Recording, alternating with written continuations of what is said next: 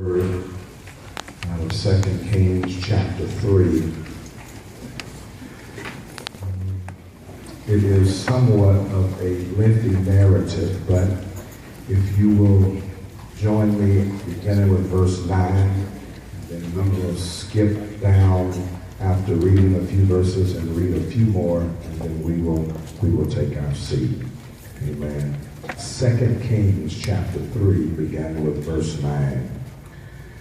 So the king of Israel went with the king of Judah, the king of Edom, and they made a circuit of 7 days' journey.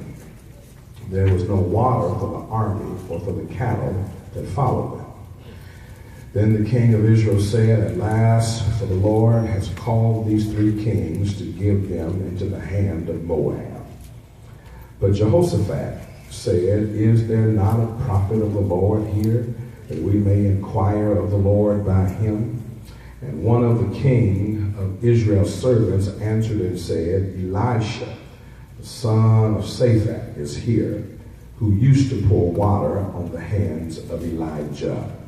Skip down, if you please, verse number 14. Verse 13, skip verse 12. Verse 13 says, "Now Elisha said to the king of Israel, What do I have to do with you? Go to the prophets of your father and to the prophets of your mother." And the king of Israel said to him, "No, for the Lord hath called these 3 kings together to give them into the hand of Moab." Elisha said, "As the Lord of hosts lives, before whom I stand, were it not that I regard the presence of Jehoshaphat, the king of Judah, I would not look at you nor see you. But now bring me a minstrel." And it came about, when the minstrel played, that the hand of the Lord came upon him. He said, "Thus saith the Lord, make this valley full of ditches. But thus saith the Lord, ye shall not see wind, nor shall ye see rain. Yet the valley shall be filled with water, so that you shall drink, both you and your cattle and your beasts. But this is a light thing in the sight of the Lord. He will also give the Moabites into your hand." Back up to verse number 16. He said, "Thus saith the Lord, make this valley full of ditches." Amen. God bless you. You may be seated. I want to talk about, can you dig it?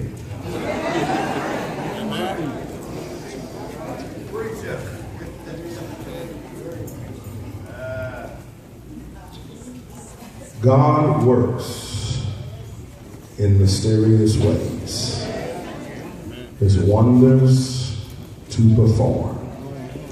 He plants his footsteps upon the sea, and he rides upon every storm.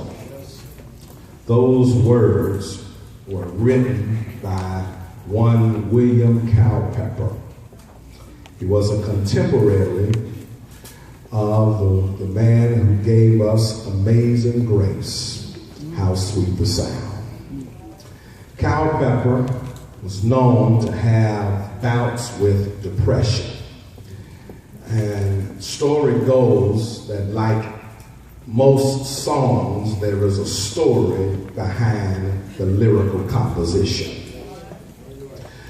These particular words, God works in mysterious ways, his wonders to perform. He plants his footsteps upon the sea, and he rides upon every storm, were written following one of those bouts with depression. In fact, the story is that William Culpeper, while in the throes of a manic depressive moment, decided to kill himself. Yeah. He calls and hails for a cab to his home, with every intention of having the cab driver to take him to the riverside where he would drown himself. All right. The cab driver arrives, and unbeknown to the cab driver, William has every intention to commit suicide. He hops into the cab, and as they take off, having been found in the fits of depression, he soon falls asleep in the cab. All right. cab driver says it almost occurred simultaneously with Culpepper closing his eyes that a mysterious fog came over the land. So much so that the cab driver lost his way. He was unable to find his way in the fog, and he continued to drive around lost, unable to find his destination. After a period of time, the cab driver continued to drive looking for something familiar, and when he found it, he stopped the cab. All right. Unbeknown to Culpepper, he was back at home. He gets out of the cab and he attributes the fog, the mysterious fog, for saving his life.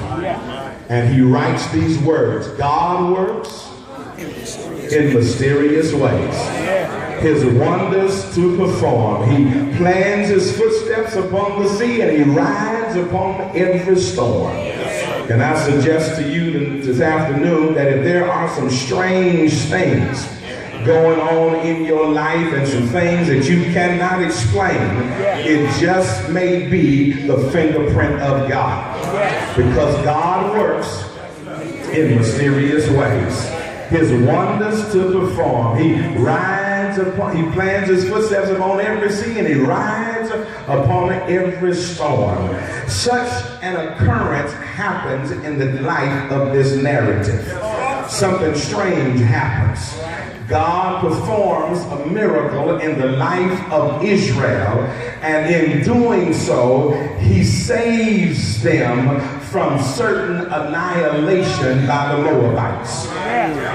The story is that Israel had come into a crisis moment, and God supernaturally intervened through his prophet Elisha and spares the lives of the children of Israel.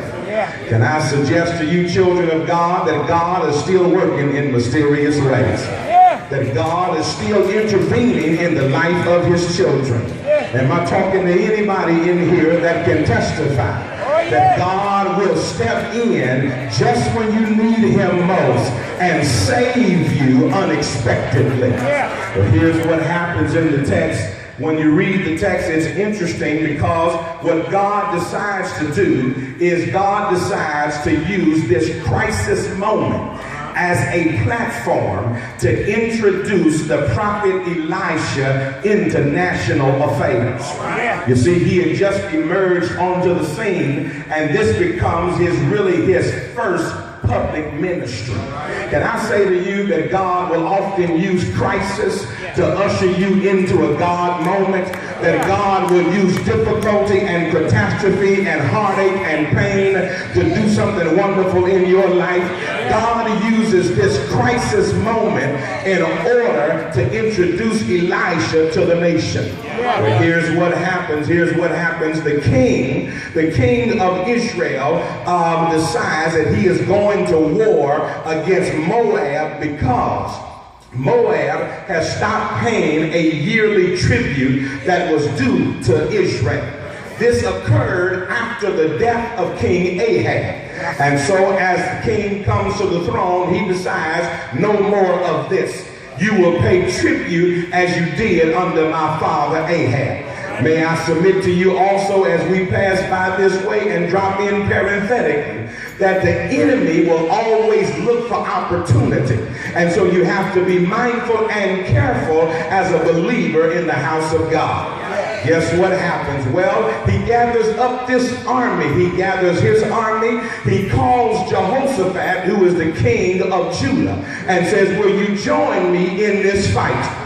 And then he calls for the king of Edom and says, will you join me in this fight? They go marching out in order to overtake Moab because Moab has stopped paying tribute to Israel. They get 7 days into their journey only to discover that they have no water. Turn to your neighbor, if you please, and just look them in the eye and tell them, I smell a setup. Because here they are, grown men who have packed for war and warfare, and they get out in the middle of a desert only to discover that they have no water. Maybe I need to tell you that water is the most plenteous substance on the face of the earth. 3/4 of the earth is covered by water. And yet they get out in the middle of their journey and discover that they have no water. Let me offer up for you, here it is, point number one, write it down. There is a deadly crisis. There is a deadly crisis, and this deadly crisis comes about, number one, because there was an unwilling subject. Because Moab decided they would no longer pay tribute to Israel. But the unwilling subject gave way to an unauthorized partnership. Because what happens is the king of Israel partners up with Jehoshaphat, who is the king of Judah. Now the king of Israel was ungodly because the Bible declares he did evil, but not like his father. Well, I need to tell you that evil is evil no matter how much you do. Do I have a witness in here? But Jehoshaphat was the righteous king. So he partners up with the king of Israel, and it was an unauthorized partnership because God never told him to partner with the king of Israel. Can I suggest to you, children of God, you got to be careful who you link up with. You got to be careful who you partner with. You got to be careful who you go into business with. Do I have a witness in here? You got to be careful who you connect with, because you may get in trouble because of your partnership. So watch what happens. You have an unwilling subject, which is Moab. You have an unauthorized partnership, but then you have an unplanned depletion. Because here they are out on their 7-day journey and discover that they have no water. Can I say to you, children of God, that water is a symbol of the blessings of God, which means that